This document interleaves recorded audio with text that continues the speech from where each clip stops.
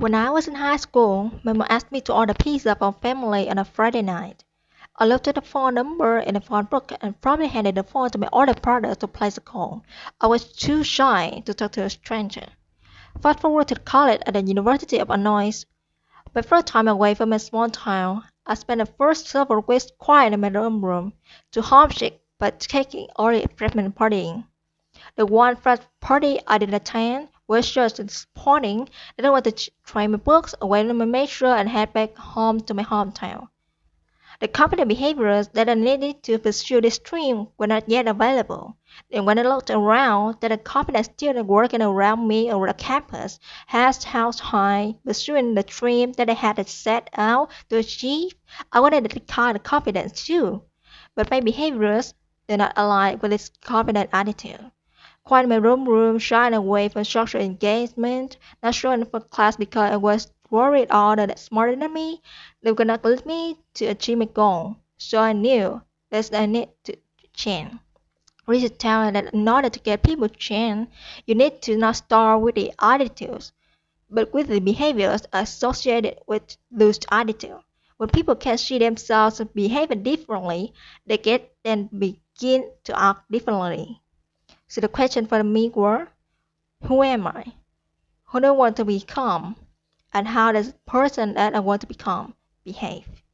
The answer was that I wanted to successful career, what that means something, allow me to contribute. But for me, it was defined a career sport executive. In order to achieve this goal, I need to begin to act more confidently. And I did, because 30 years later I became the first female general manager for the triple space pole team in the 20 years. Thank you.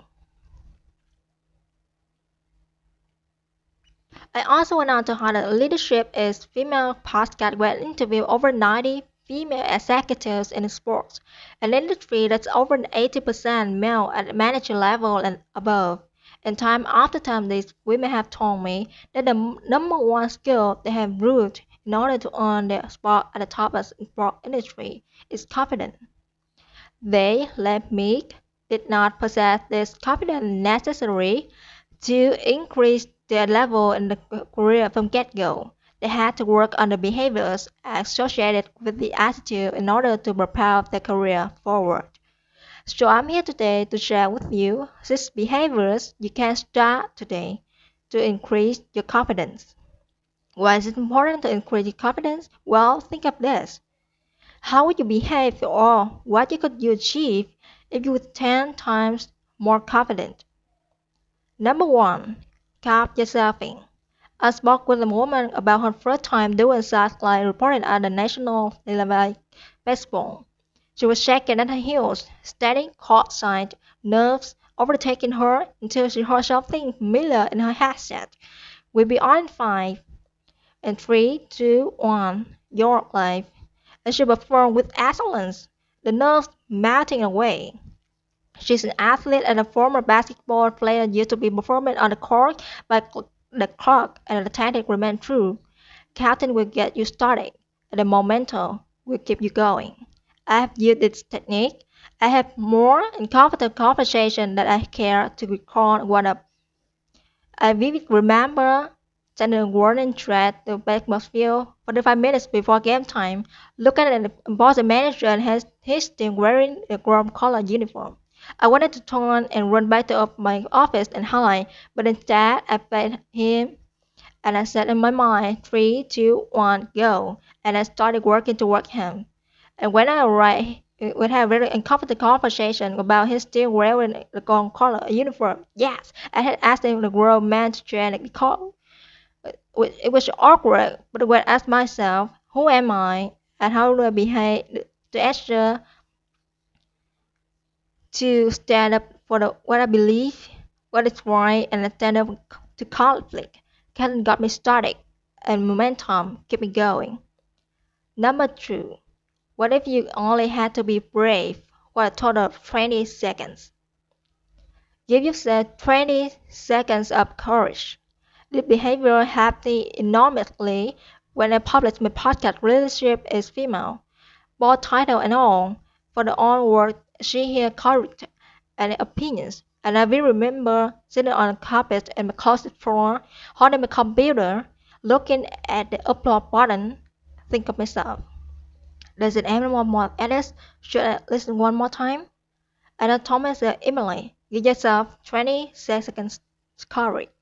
And then he published and it was done. And guess what? I kept breathing and the world kept running and what got real into what it's meant to be. All because 20 seconds of courage. Number three, take a seat at the table. Not metaphorically speaking, actually take a seat at the table. I spoke to a woman who received for biggest name in the baseball and she told me a story in the street at the table. She know the women running around the edge of the room waiting for a seat to be filled, and worse yet, she was still a too. In order to be more confident woman and see the vision herself to be, she needed to going, sit down, speak in her mind, and get a deal done. Let's start with a simple action, taking a seat at the table. Number four, cheer for the other people's success. They said one woman will pivot with a ladder behind them. What if you didn't? What if you started to hand back to lead her forward? What if you celebrate the success of colleges rather than yourself feeling sorry about it that you're not accepting the calculus? Confident people celebrate the success of others rather than feeling threatened. Think of the great quote from Amy Poehler. Good for her, not for me. It turns out based in your stomach of oh she did that and I'm still here to yes. Good for her, not for me. This is her celebration, not mine. And when my time comes, it isn't going to be great to have support of many people around me. Wins are so much better celebrated together. Joining, just someone else and all. Here's a number for an action. Recently, a woman was promoted as a chief to marketing officer of a major sport collegiate. Another interview intimate Landrup came after her public celebration and sincere congratulatory outfit to the newly named female league's president. Confident people support those around them. Cheer for someone else's success. Number five, boost your confidence for a new activity through your already great performance in another. What you're really good at. What is easier today than it was 1 year ago? What your most proud accomplishment? Answer the questions. Think about those answers. Those answers is where your confidence is born. Confidence is born in all where we already done and already achieved. Recently, a woman at interview on the leadership of female podcast was going after big promotion at the top team. Before she went to the pizza podcast, she revealed her job description, made notes of her accolades and error mentioned, and then he prepared with examples of the confidence and the set in the past. She got a promotion. Use a prior success to propel yourself forward.